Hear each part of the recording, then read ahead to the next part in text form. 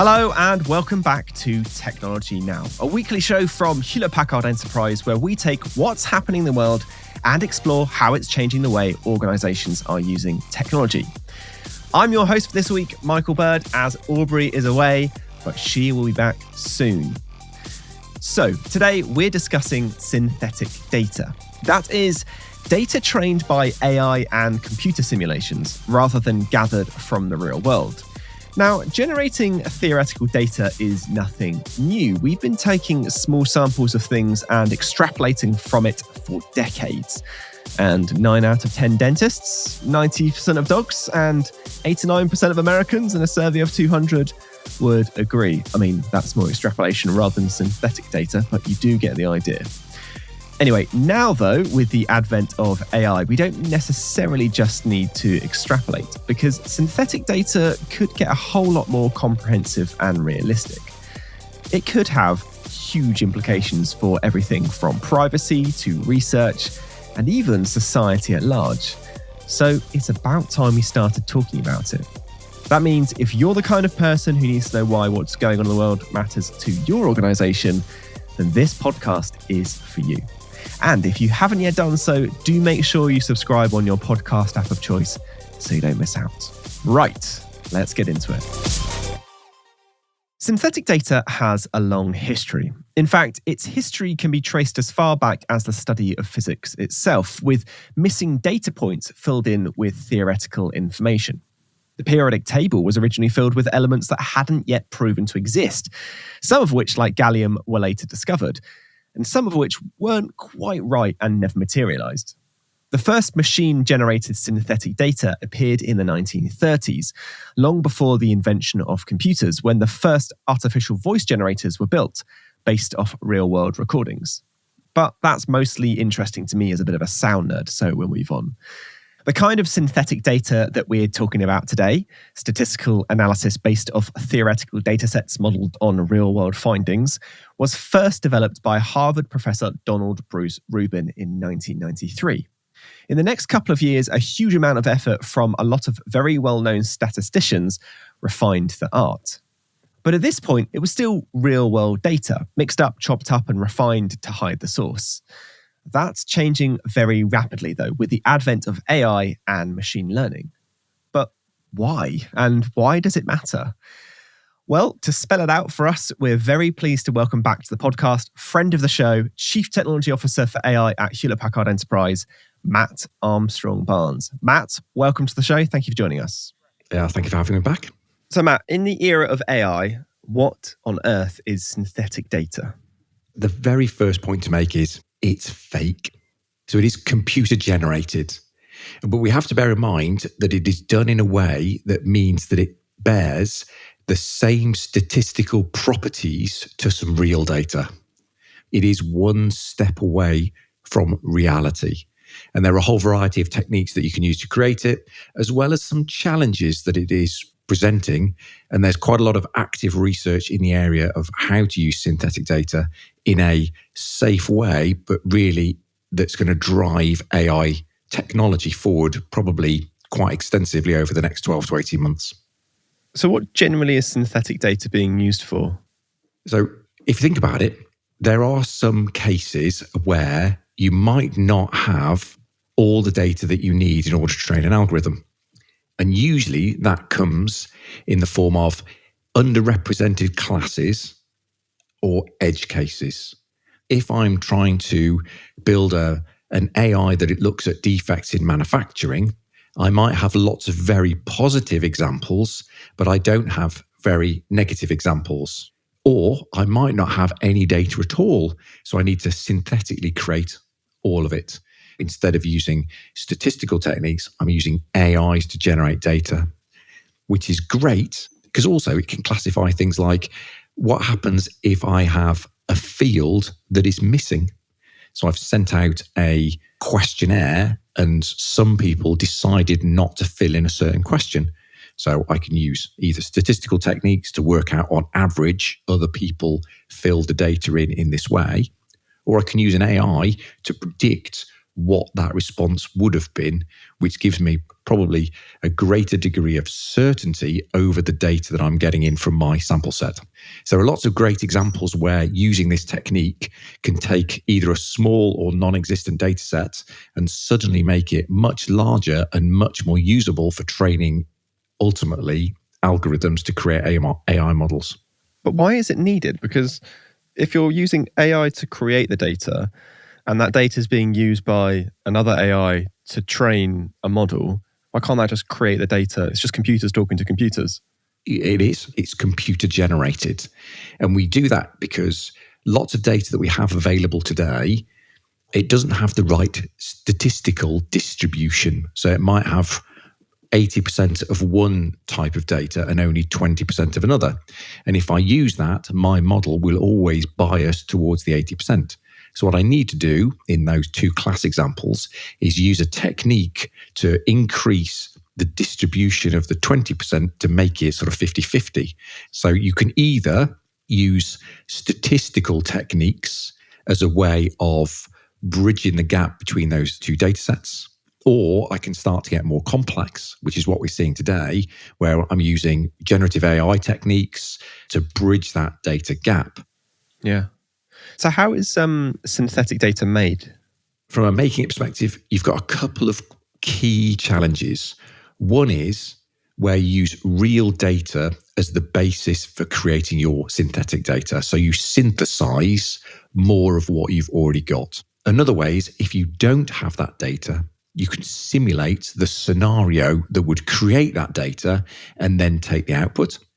Or you can gather, using questionnaires or expert knowledge, all of the information that you need and use that as a way of creating your synthetic data. Whereas what we're seeing in the industry is this move from synesthesia from existing data more into creating simulations that allow you to create data about those simulations that you can then use as a way of training algorithms without having to create those real-world situations. If I give you an example, if we're in the highly autonomous vehicle, we don't necessarily want to crash loads of cars, but we do want data about car crashes because we can feed that into our algorithm to help them avoid situations that would ultimately involve a collision. We can simulate that. We can create all of that in a digital world to help them understand what these situations are.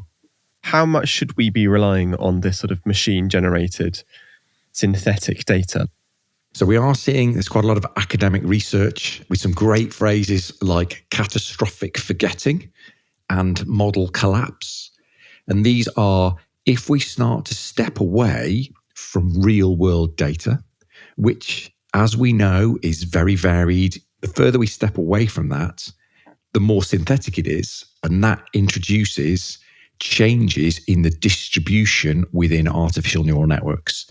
And what that means is, if we train a model using real data, then we retrain it using synthetic data, then we train it again using synthetic data, it starts to understand the synthetic data better than the real data. Or we change the distribution in such a way that ultimately it will forget about the real data and only remember the synthetic data. And what we find is, as we use synthetic data to create synthetic data to create synthetic data, it becomes further steps away from reality. It sounds a bit like when you get a key cut. You get a key cut off your master key, and then you get a key cut off that key that you got cut, and so on and so forth. 5 iterations down the line, the key doesn't work in the door because it's like changed so subtly from the original master key that you originally had. Yeah, that's a great analogy. We also have to bear in mind that it is situation dependent, so you can't replicate all different types of data. And secondly, if you are using personal data as your initial basis for synthesizing more data, you have to bear in mind that there are legal implications. So there's some loosely worded legislation within things like GDPR or HIPAA, if you're looking at healthcare, that have implications on how you're using algorithms with the data that you have. So it is all about making sure that you bring these techniques in, you understand what you're doing with them, but also how you ensure that you have an understanding of the continuum of the data that you have. And also you need to consider the fact that the decisions about how you handle outliers, how you clean your data, how it's wrangled in the first place, because that's really going to give you a good basis to start from. So is this something that large organizations with big data science teams are using, or is this something that will be available in spreadsheet tools or in data modeling tools that you subscribe to? Yeah, so I think if you view huge fan of the open source community, there's been significant work happening in that space to build tools that will allow you to take an existing set of data and then synthesize it to create more. And a lot of those tools come out of straight statistical analysis so that you can make sure that you've got your classes represented. And really, you should be looking at these techniques whenever you use AI anyway to make sure that you've got the correct distribution of your data to try and remove bias. And then once you've got some good, strong understanding in that space and have already constructed some models, move to the next stage, which is starting to use generative techniques or simulation as a way of ultimately building bigger, larger data sets, which are going to have significant implications on the precision, recall, and accuracy of the models that you're producing. And then you can have a look at those to make sure that the models are operating within the defined parameters that you got and are driving the right kind of outcome. Amazing. So to summarize, Matt, why should our listeners care about synthetic data? What synthetic data is really going to do is it's going to increase the amount of data that we've got to train models. It's going to allow us to operate in a way where we can preserve people's privacy because we can synthetically create data instead of using the original data. But it also helps us address some of the historical constraints. The data that we're capturing has changed over time. And as a result, that means there's going to be gaps and potentially historical biases that are in that data. So by using some of these synthetic data techniques, it can allow us to harmonize the data that we've got so that we can create better, larger, and more accurate models going forward. Matt, thank you very much. Fascinating as always. There's certainly loads to think about there. And we'll be back with you in a moment, Matt, so do not go anywhere. All right, now it is time for Today I Learned, the part of the show where we take a look at something happening in the world that we think you should know about. So, dear listener, what time is it where you are right now? Have a look at your phone, have a look at your watch. What time is it? Well, for me here in the UK, it is about 3:30 in the afternoon. But maybe a question that you might ask yourself is, what time is it on the moon? Well, that's the thing. Nobody knows because the moon doesn't have a time zone. Each mission to the moon has its own individual time, formed from some mix of UTC or Coordinated Universal Time and the local clock at mission control. This method kind of works when you've just got one mission, but when lots of missions need to coordinate, which is likely to happen in the future, that whole system is going to fall apart. So NASA has been asked to create a new time zone, LTC, or Lunar Coordinated Time. Really cool. The thing is, time is odd. It moves at different speeds, as explained by Einstein's theory of relativity. And time moves very, very slightly faster on the moon due to its weaker gravity. It's not much, just a second or so every 50 years, but that's enough to make a big difference to very sensitive maneuvers, computer calculations, and scientific measurements. That means that LTC might need its own clock system with occasional leap seconds to keep time with Earth. And to complicate matters more, this is something the European Space Agency is working on too. They'll have to come together to make an agreement between themselves at some point. And whilst the new time zone will have to be slightly quicker than Earth's, it'll also have to be worked out, well, quickly. NASA wants moon time to be in place by 2026, before the next generation of crewed missions begins. Well, the things you learn on this podcast, eh? Literal time travel. Right, now it is time to return to our guest, Matt Armstrong-Barnes, to talk about synthetic data. So, Matt, all of this plays into something called the creativity equation for AI. Can you explain what that is and why it matters? Oh, yeah. So the creativity equation, if I were to take artificial intelligence at a very high level, it's X times W equals Y.